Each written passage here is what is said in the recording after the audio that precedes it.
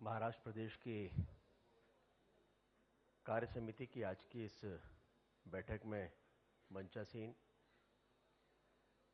Maharashtra Bharatiya Janata party प्रदेश के अध्यक्ष सम्मानीय राव साहब दानवे जी, महाराष्ट्र के यशस्वी मुख्यमंत्री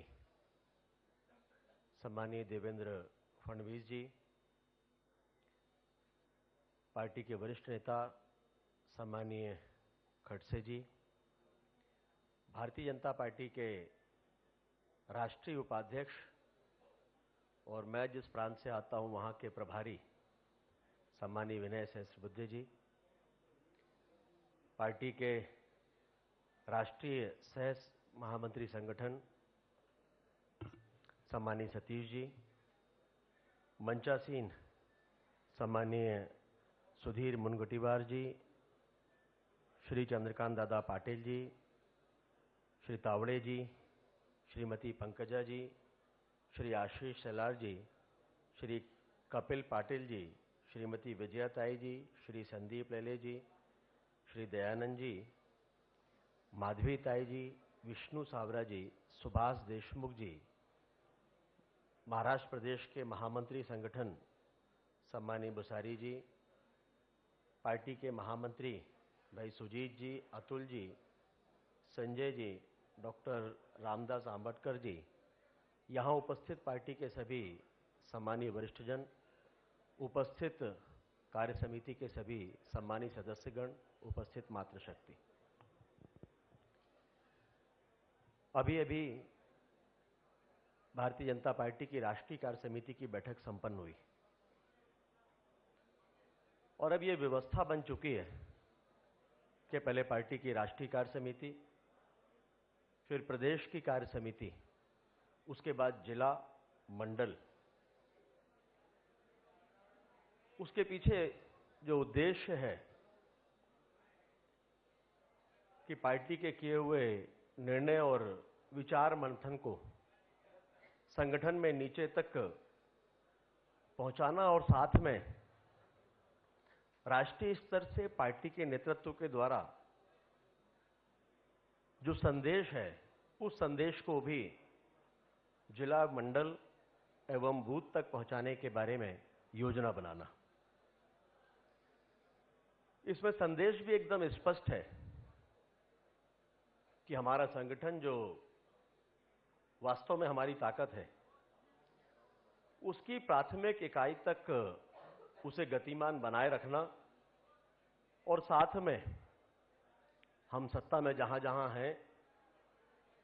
जनता तक एक स्पष्ट रूप से राजनीतिक संदेश उसके माध्यम से पहुंचाना। वास्तव में ये दोनों ही चीजें नई नहीं हैं। संगठन के प्रारंभ से ही ये हम करते चले आए, किंतु अब भूमिका बदल गई है। जब हम विपक्ष में हुआ करते थे तो हमारे पास संगठन को गतिमान बनाए रखना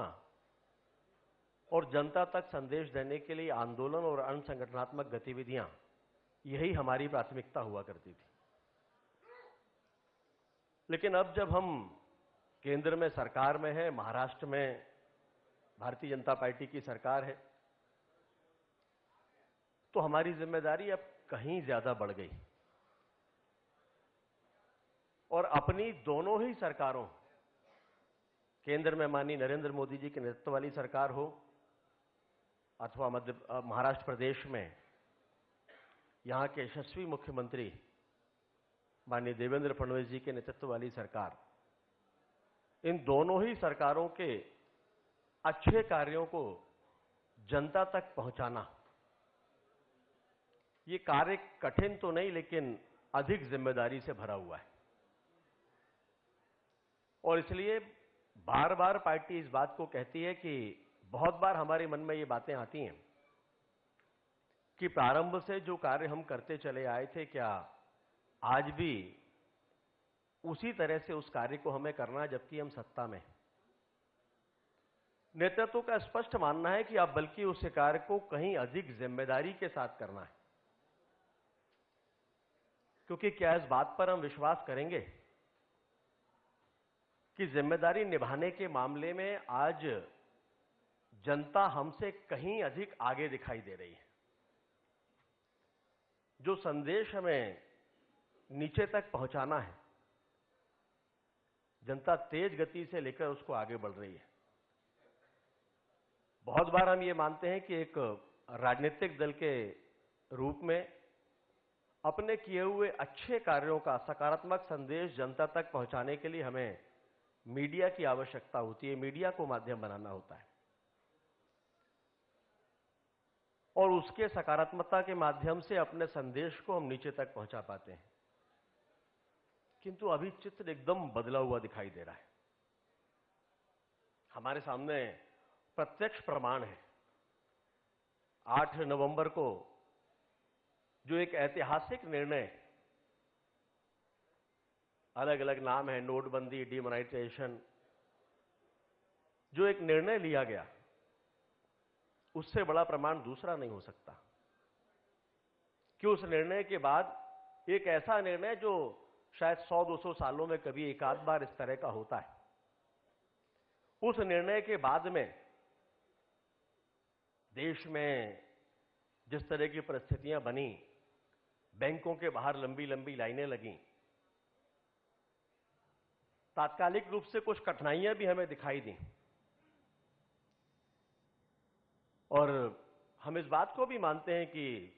मीडिया में भी जिस तरह की बातें आ रही थीं, उन्हें हम बहुत सकारात्मक नहीं मान सकते थे। लेकिन उन सबके बावजूद भी आप सबने भी देखा होगा, आप भारतीय जनता पार्टी के जिम्मेदार कार्यकर्ता होने के नाते उस दौरान जनता के बीच में, उस लाइन में लगे हुए लोगों के बीच में आप सब भी गए। लेकिन जिस तरह का वातावरण दिखाई दिया वो वास्तव में हतप्रभ करने वाला था, आश्चर्यजनक था। बहुत बार लोगों को अविश्वसनीय लगता था। बहुत बार हमारे मीडिया के ही कुछ लोगों ने बहुत कोशिश की कि लोग इस निर्णय को लेकर कोई नकारात्मक बात करें, लेकिन हम देखते थे कि चैनलों में 80 साल का, 85 साल का, 90 साल का खड़ा हुआ कोई वृद्ध या हमारी कोई बुजुर्ग माता बहन भी, कोई नकारात्मक बात किसी ने नहीं की। अगर ये हो पाया तो सिर्फ इसलिए कि जनता तक एक संदेश बहुत स्पष्ट रूप से गया कि ये जो निर्णय हुआ है, ये वास्तव में कालाधन, भ्रष्टाचार, आतंकवाद, नक्सलवाद